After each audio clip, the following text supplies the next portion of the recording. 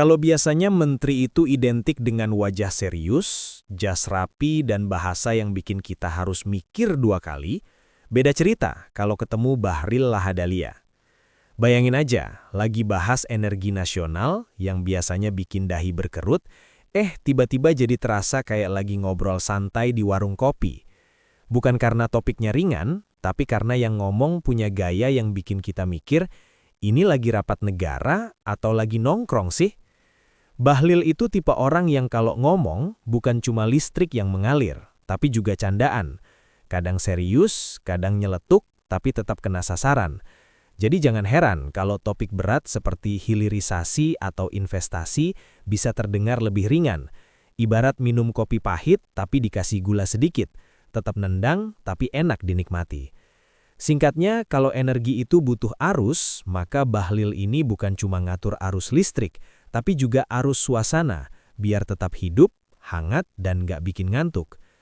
Dan gaya itulah yang kemudian terasa kuat ketika ia menghadapi dinamika energi global yang makin kompleks, dari harga minyak yang naik turun seperti mood hari Senin pagi, sampai isu transisi energi yang jadi bahan diskusi dari forum elit hingga warung kopi.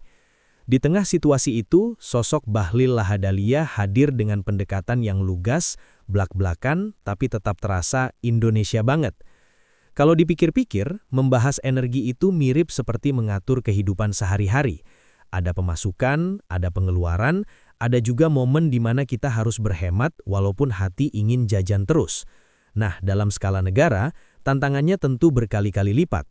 Tapi disinilah gaya Bahlil terasa unik. Ia mencoba menjelaskan hal-hal besar dengan cara yang sederhana, bahkan kadang seperti sedang bercerita, bukan berpidato. Sebagai Menteri Energi dan Sumber Daya Mineral, Bahlil membawa pendekatan yang bisa dibilang cukup berbeda. Ia bukan tipe yang hanya duduk di balik meja sambil menatap laporan setebal skripsi yang belum tentu dibaca, yang kadang nasibnya sama seperti buku catatan kita waktu sekolah, tebal tapi lebih sering jadi pajangan. Sebaliknya, ia sering turun langsung ke lapangan, berdialog dengan masyarakat, melihat kondisi nyata, dan memastikan bahwa kebijakan yang dibuat tidak hanya bagus di atas kertas, tapi juga terasa manfaatnya. Dalam setiap kunjungannya, ada satu hal yang sering terlihat, kedekatan dengan masyarakat. Ia tidak canggung berbincang dengan pekerja, petani, atau pelaku usaha kecil. Bahkan sesekali candaan yang ia lontarkan membuat suasana yang tadinya formal berubah jadi lebih santai. Karena baginya, komunikasi itu bukan soal siapa yang paling pintar bicara, tapi siapa yang paling bisa dipahami. Salah satu ide besar yang terus digaungkan Bahlil adalah kemandirian energi. Ia melihat bahwa Indonesia, sebagai negara kaya sumber daya alam, seharusnya tidak terus-menerus bergantung pada impor energi. Masa kita punya banyak tapi masih beli keluar? Kira-kira begitu semangatnya, sederhana tapi mengena. Namun mewujudkan kemandirian energi tentu bukan perkara mudah. Ini bukan seperti memasak mie instan yang tinggal rebus, tunggu 3 menit lalu jadi. Ada proses panjang yang melibatkan investasi besar, teknologi canggih, serta kebijakan yang tepat. Disinilah Bahlil mencoba memainkan peran penting sebagai penghubung antara berbagai kepentingan. Ia memahami bahwa tanpa investasi, banyak proyek energi tidak akan berjalan. Tapi di sisi lain, ia juga menegaskan bahwa kepentingan nasional harus tetap menjadi prioritas. Bahasa gampangnya, silahkan datang dan berinvestasi, tapi jangan sampai kita cuma jadi penonton di rumah sendiri. Selain itu, Bahlil juga cukup vokal soal hilirisasi. Konsep ini mungkin terdengar teknis, tapi sebenarnya sangat dekat dengan kehidupan sehari-hari. Ibaratnya, jangan cuma jual bahan mentah, tapi olah dulu supaya nilainya naik. Jangan cuma jual singkong mentah, olah jadi keripik, kasih rasa balado, keju, atau barbecue, bungkus yang menarik, baru dijual. Hasilnya, nilai tambah meningkat, lapangan kerja terbuka, dan ekonomi bergerak lebih cepat. Pendekatan ini juga menunjukkan cara berpikir yang lebih strategis, bahwa kekayaan alam tidak cukup hanya dimiliki, tapi harus dikelola dengan cerdas, karena pada akhirnya yang dicari bukan hanya keuntungan jangka pendek, tapi juga keberlanjutan. Dalam sektor energi baru dan terbarukan, Bahlil juga menunjukkan komitmen yang cukup kuat. Ia menyadari bahwa dunia sedang bergerak menuju energi yang lebih ramah lingkungan. Indonesia, dengan potensi besar seperti panas bumi, tenaga air, hingga energi surya, punya peluang besar untuk jadi pemain utama. Namun ia juga realistis, transisi energi tidak bisa dilakukan secara tiba-tiba. Jangan langsung lompat terlalu jauh, nanti keseleo. Kira-kira begitu pendekatannya. Artinya, perubahan harus dilakukan secara bertahap, dengan mempertimbangkan kesiapan infrastruktur, ekonomi, dan masyarakat. Menariknya, gaya komunikasi Bahlil menjadi salah satu kekuatan utamanya.